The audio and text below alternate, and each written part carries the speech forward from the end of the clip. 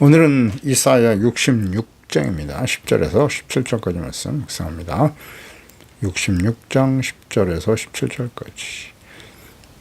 하나님의 간절한 소망과 기쁨, 성경 전체가 지향하는 하나님 나라의 회복에 대한 비전을 제시하고 계십니다.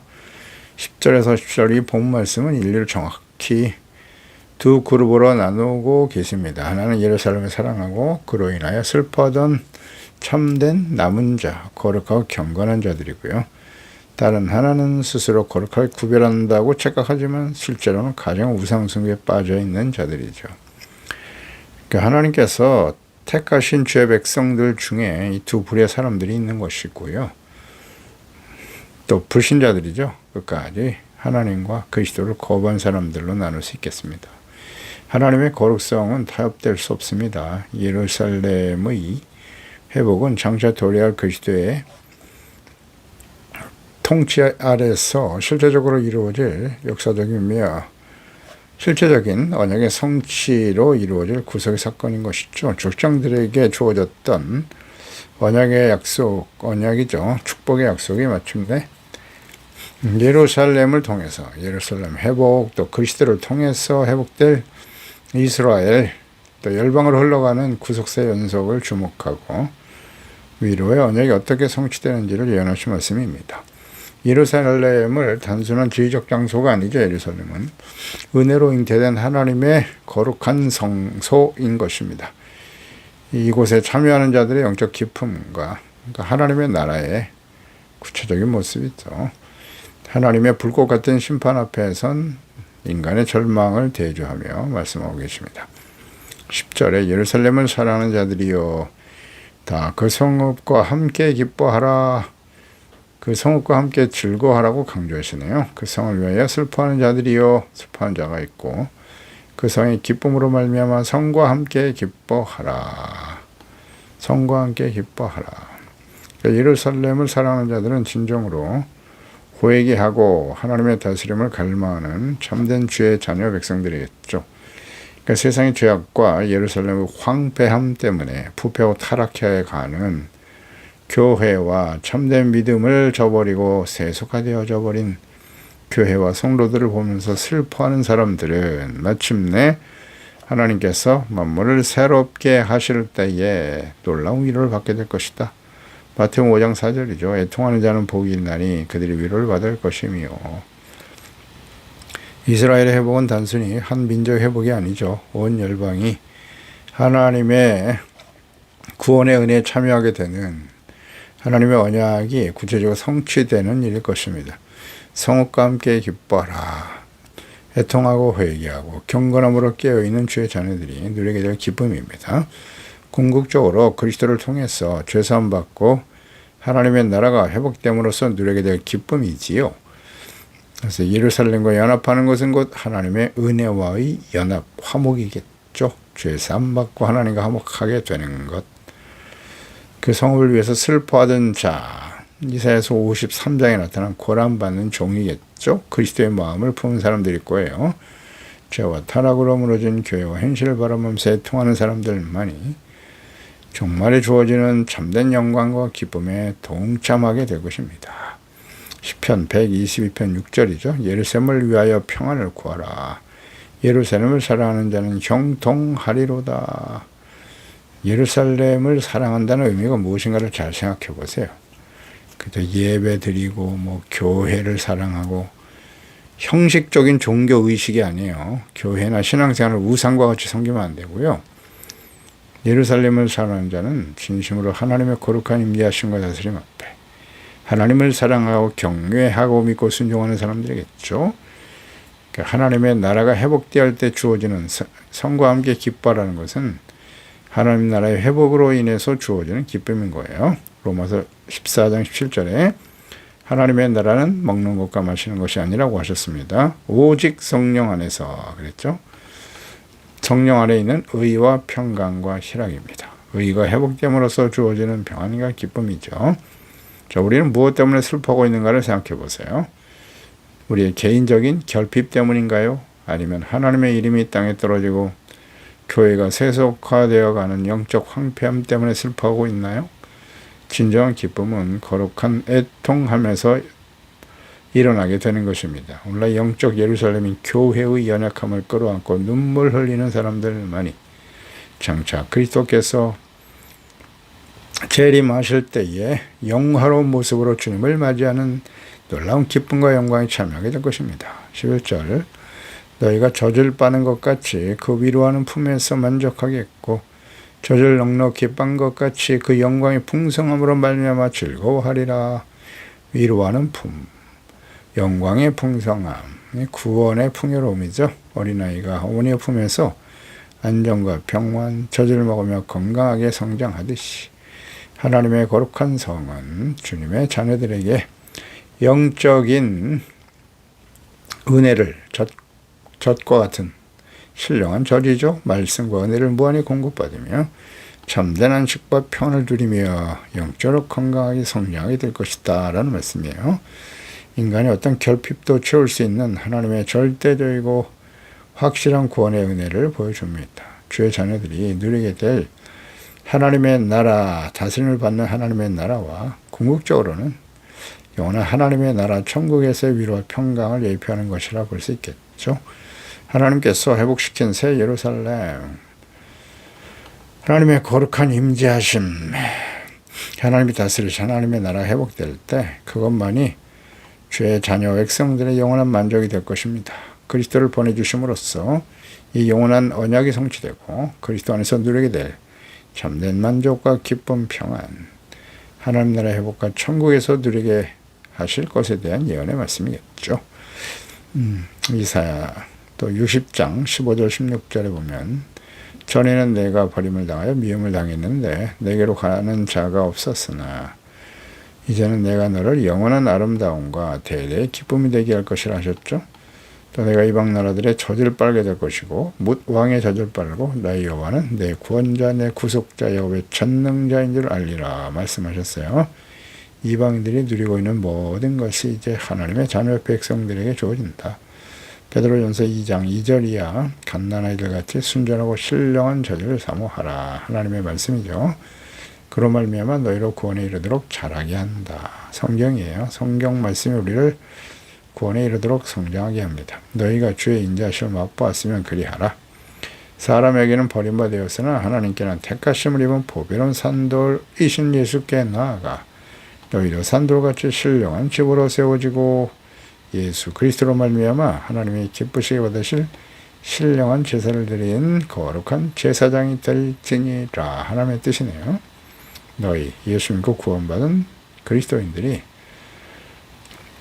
신령한 집으로 한 사람 한 사람이 거룩하고 이롭고 진실한 하나님의 자녀로서 신령한 집 주님의 교회를 아름답게 거룩하게 세워가면서 그곳에서 하나님이 기뻐하시는 거룩한 제사를 드릴 수 있는 제사장으로 역할을 다하라는 거예요. 그러니까 우리의 영혼은 어디에서 우리의 기쁨과 참된 만족을 찾고 있나요? 세상의 성공, 사람들의 인정, 세속적인 쾌락과 욕망을 따라 얻으려고 하지 않습니까? 또 여전히 굶주려 있지는 않나요? 우리를 위로하는 품, 곧 하나님의 말씀과 성령의 임재하심과 신령한 젖은 하나님의 말씀에서 우리가 참된 만족과 기쁨을 누리고 있나요? 어린아이가 어머니의 품 안에서 모든 두려움을 잊고 만족하듯 오직 십자가의 은혜 안에 머물러 우리의 영혼은 참된 안식과 영광과 풍성함을 누릴 수 있는 것입니다. 12절에 여호와께서 이와 같이 말씀하시되 보라 내가 그에게 평강을 강같이 그에게 문나라의 영광을 넘치는 시내같이 주리니 너희가 그 성읍에 젖을 빨 것이며 너희 옆에 안기며 그 무릎에서 놀 것이라. 어머니가 자식을 위로함 같이 내가 너희를 위로할 것인즉 너희가 예루살렘에서 위로를 받으리라. 아멘입니다. 평강, 내가 그에게 평강을 강같이 준다. 또 하나님의 나라, 문나라의 영광, 이방나라의 영광을 넘치는 시내같이 너에게 줄 것이다. 하나님과의 관계 회복을 의미하는 것이죠. 우리가 계속 묵상되는 바입니다. 평강이란 어떻게 얻어지는 것입니까? 내 모든 소원이 이루어지는 거예요. 내게 고통과 시련과 어려움이 하나도 없는 것입니까? 문제가 없는 게 평강일까요? 평강이란 하나님과의 관계 회복에서 오는 거예요. 죄를 깨닫고 회개하고 용서받아 하나님과 화목하게 되어질 때, 의가 회복되어질 때 우리에게 평안이 찾아오고 기쁨이 찾아오는 것입니다. 그래서 하나님께서 관계 회복을 통해 주시는 평강, 또 예루살렘으로 입대는 이방인들이 이방인들이 하나님께로 돌아와서 영광을 돌리게 될 것이다라는 예언의 말씀이겠죠. 하나님은 이스라엘의 하나님이실 뿐만 아니라 열방을 구원하시는 하나님이십니다. 너희가 성읍에 젖을 빨 것이다. 이방인들이 이스라엘이 이제 이방의 부여를 받아서 나누게 될 것이라는 의미이고요. 이스라엘의 남은 자뿐만 아니라 하나님을 사랑하는 모든 자가 하나님이 주시는 영육간의 풍성함을 함께 누리게 될 것이다 하는 의미를 가지게 됩니다. 너희가 옆에 안기며 무릎에서 논다라는 말씀은 이사야 49장이죠. 22절의 말씀처럼 주 여호와가 이같이 이르노라 내가 문 나라를 향하여 나의 손을 들고 민족들을 향하여 나의 기치를 세울 것인데 그들이 내 아들들을 품에 안고 내 딸들을 어깨에 메고 올 것이다 라고 말씀하셨죠. 구원받은 성도가 누리게 될 하나님과의 궁극적인 연합을 의미하는 것입니다. 이것은 예수 그리스도의 초림과 재림이죠. 그 이후에 하나님 나라 새하늘 새 땅에서 이루어지게 될 것입니다. 요한계시록 21장 24절에 만국이 그 빛 가운데로 다니고 그 땅의 왕들이 자기 영광을 가지고 그리로 들어가리라 말씀하셨죠. 이 연의 말씀과 함께 연결됩니다. 그분은 유일하신 우리의 참 하나님 아니시겠습니까? 역사의 주인이신 하나님, 우리가 섬기는 하나님은 멀리서 정죄하시는 차가운 재판관이신, 물론 의의 재판계신 하나님이시지만 상처를 입고 찢긴 자녀들을 품에 안고 회복시켜 주시고 눈물을 닦아 주시는 어머니 같은 긍휼과 사랑과 인자하심이 영원하신 하나님이시기도 하죠. 인생의 거센 폭풍 속에서 이리저리 치고 상처를 받고 살아가고 있지는 않나요? 어머니가 자식을 위로함 같이 내가 너희를 위로하리라 라는 주님의 음성에 귀를 기울이고 오직 주님께 나아가 회개하고 용서받고 화목하고 평강을 누리며 용서받을 때 참된 안식과 평강을 맛볼 수 있게 되는 겁니다. 14절 너희가 이를 보고 마음이 기뻐서 너희 뼈가 연한 풀의 무성함 같으리라. 여호와의 손은 그의 종들에게서 나타나겠고 그의 진노는 그의 원수에게 더하리라. 마음이 기쁘다. 뼈가 연한 풀의 무성함 같다. 이런 표현은 뼈들이 풍성하다, 번성한다 이런 의미는 평강과 안식이죠. 참된 평강과 안식, 기쁨, 번영, 건강 이것을 나타낼 때 뼈가 윤택하게 된다라는 말씀하시거든요. 이사야 58장 11절에도 여호와가 너를 항상 인도하여 메마른 곳에서도 내 영혼을 만족하게 하며 내 뼈를 견고하게 할 것이다. 물된 동상 같게 할 것이다 라는 말씀하시거든요. 그러니까 하나님의 진노의 심판으로 인해서 바짝 말라버린 뼈와 같은 상태에 있던 이스라엘은 이제 다시 생기를 회복하게 될 것이란 말씀입니다. 잠언서 3장 8절에 이것이 내 몸에 양약이 되어 내 골수를 윤택하게 할 것이다 하셨고요. 하나님 말씀을 잘 듣고 지켜 순종하는 것이 잠언서 15장 30절에도 눈이 밝은 것은 마음을 기쁘게 하고 좋은 기별은 뼈를 윤택하게 한다 라고 말씀하죠. 여호와의 손, 권능과 은혜죠.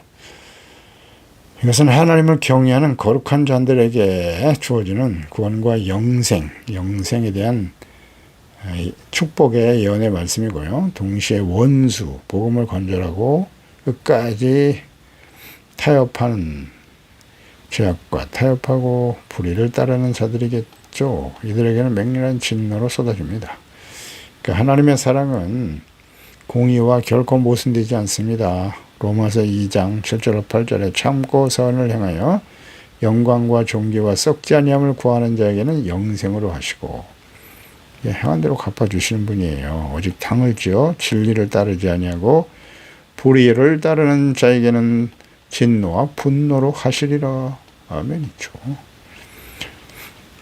영생과 하나님의 심판으로 나뉜다. 참고 선을 행하는 자인가? 영광과 존귀와 썩지 아니함을 구하는 자인가? 썩지 아니함. 영원한 것은 뭘까요?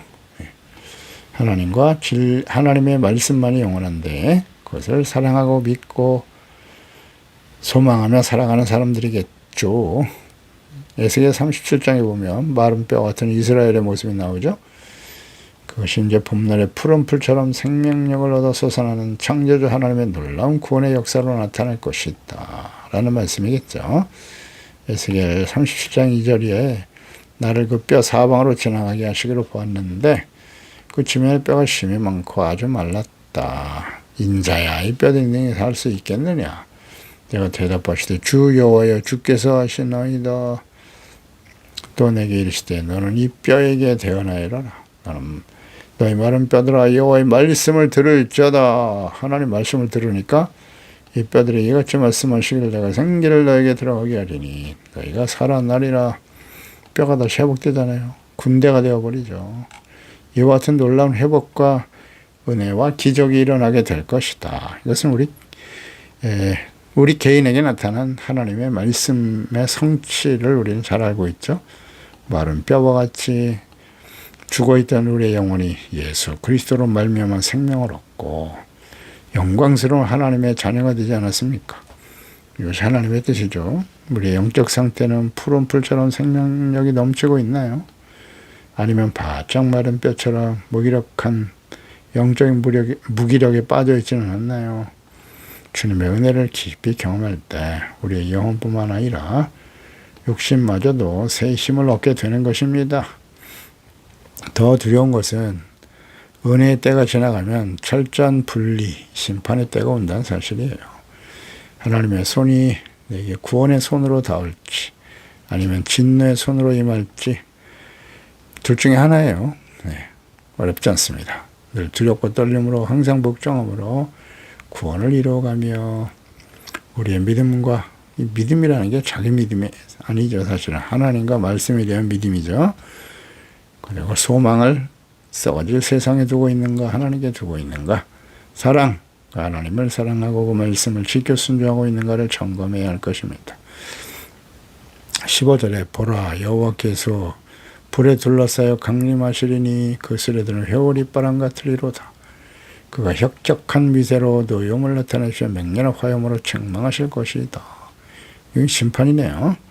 불과 회오리바람, 술의 칼, 악에 대한 하나님의 타협 없는 거룩한 분노와 심판을 나타내는 거죠. 그러니까 하나님의 인내에는 반드시 끝이 있어요. 이건 모르면 안 됩니다. 죄에 대한 하나님의 공의의 심판은 반드시 있다. 행위대로 심판하시는 거예요. 이 하나님의 공의가 역사 속에서 반드시 성취됩니다. 네. 이사야 선지자를 통해서 말씀하신 이후에 계속해서 북이스라엘은 아수르에서 멸망당했고요. 말씀하신 대로 유다가 이 하나님의 말씀을 거절했죠. 그러니까 예루살렘이 멸망당할 것이다. 예레미야 선지자를 마지막으로 보내서 얼마나 간절히 외쳤습니까? 40여 년을 외쳤지만 돌이키지 않죠? 유다. 바벨론에서 똑같이 그 길을 가고 말아요. 하나님의 공의를 절대 간과하면 안 됩니다. 주의 자녀와 백성들이 우리는 언약의 백성이니까 예수 믿고 구원받았으니까 아무렇게나 살아도 괜찮다고요? 절대 심판당하지 않는다고요? 성경을 너무 몰라요. 너무 몰라. 하나님을 몰라요. 하나님은 사랑의 하나님이시지만 공의의 하나님이시라고요. 십자가에 하나님의 공의가 나타나 있잖아요. 얼마나 무섭습니까? 왜 죄 없으신 하나님의 아들이 그 처참하게 죽어가야 합니까? 피 흘리면서. 저주의 십자가 아닙니까? 저주.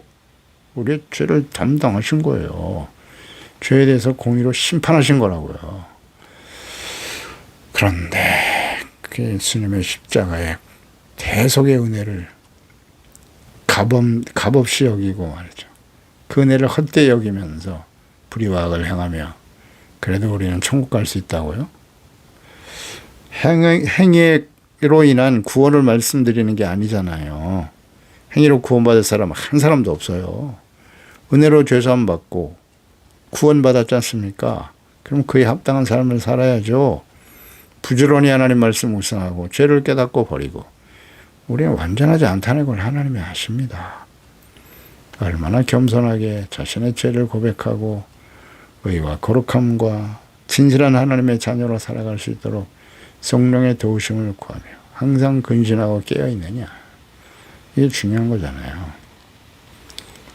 그래서 우리의 삶 속에 숨겨둔 죄악 적당히 타협하고 있는 우상은 없습니까? 소멸하는 불이신 하나님 앞에 설 그날을 기억하고 거룩한 행실과 경건함으로 근신하여 깨어있고 십자가 앞에 나와 죄를 회개하고 돌이켜 의와 거룩함을 회복하는 일에 힘써야 할 것입니다. 정신을 차려야 돼요. 17절 스스로 거룩하게 구별하며 스스로 정결하게 하고 동산에 들어가서 그 가운데 있는 자를 따라 돼지고기와 가증한 물건 쥐를 먹는 자가 다 함께 망할 것이다. 여호와의 말씀이니라. 하나님 말씀이에요. 자꾸 선지자의 말이라고만 생각하는데요. 이사야 선지자를 통해서 하신 하나님의 말씀이라고요.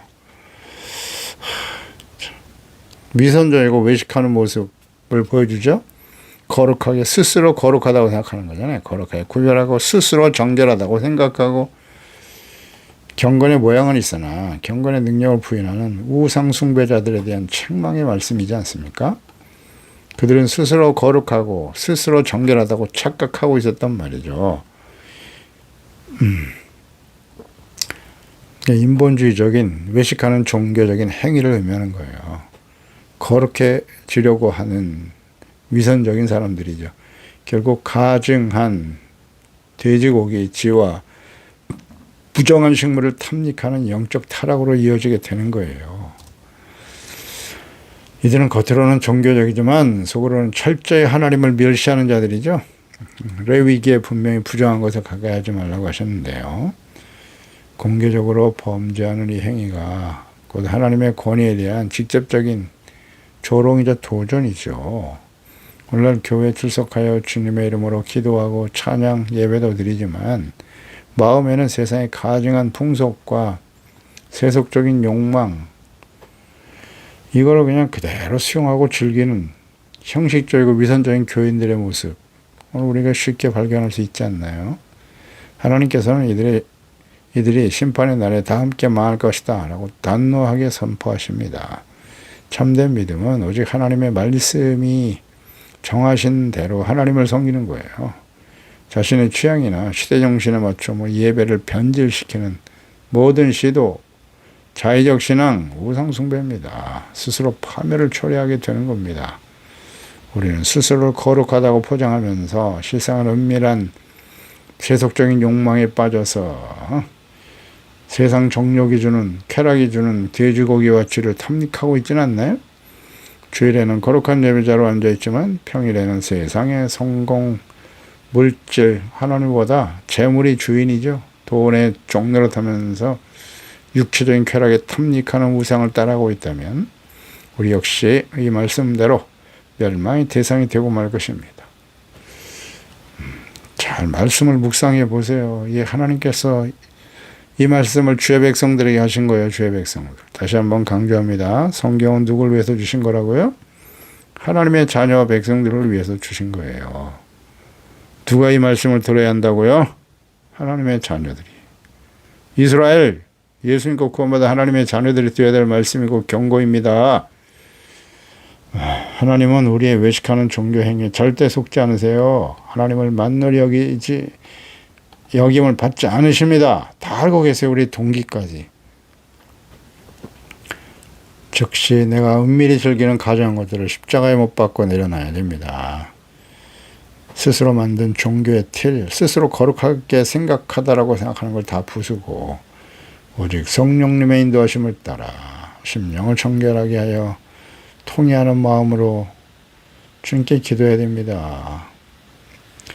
다 함께 망하리라 라는 주님의 말씀이 우리의 영혼을 깨우는 경종이 되어야 할 것입니다. 기도하겠습니다. 하나님 아버지, 오늘도 주의 말씀을 묵상합니다. 하나님께서 주의 자녀 택함받은 언약의 백성, 영원한 언약이죠. 이스라엘 백성들을 통해서 그들을 하나님께서 제사장의 국가로 세우셨고 거룩한 나라가 되게 하시며 모든 사람들이 그를 통하여 하나님을 경외하고 하나님의 다스림을 받는 하나님의 나라 구원 은혜와 복의 근원이 되게 만들어 주셨습니다. 그러나 그 안에는 오늘날도 마찬가지죠. 예수 그리스도를 믿고 구원받게 하신 하나님의 뜻은 분명합니다. 하나님의 자녀들 중에는 겸손하고 두렵고 떨림으로 하나님을 사랑하고 믿고 순종하는 사람들이 있는가 하면 세속적인 욕망의 마음을 빼앗겨 우상에 깊이 탐닉하며 살아가는 주의 백성과 자녀들도 있다는 것입니다. 하나님은 이에 대해서 아주 분명하게 행한 대로 갚아주시겠다고 말씀하십니다. 우리가 누리고 있는 기쁨과 즐거움은 세속적인 세상의 만족에서 오는 것입니까? 하나님으로 인해서 주신 구원의 은혜에 감사하고 찬양하는 것인가를 항상 생각하게 하소서. 주여, 하나님께서 우리에게 주신 구원의 은혜를 소중하게 여기고 참된 평강은 세상에서 얻어지는 게 아니에요. 하나님과 우리가 온전한 관계 속에서 이루어지는 것임을 잊지 않게 도와주십시고 항상 두렵고 떨림으로 주님의 말씀을 복종하고 의와 거룩함으로 구원을 온전히 이루어가는 일에 힘쓰는 저희들이 되게 하여 주시옵소서. 예수님의 이름으로 기도드리옵나이다. 아멘.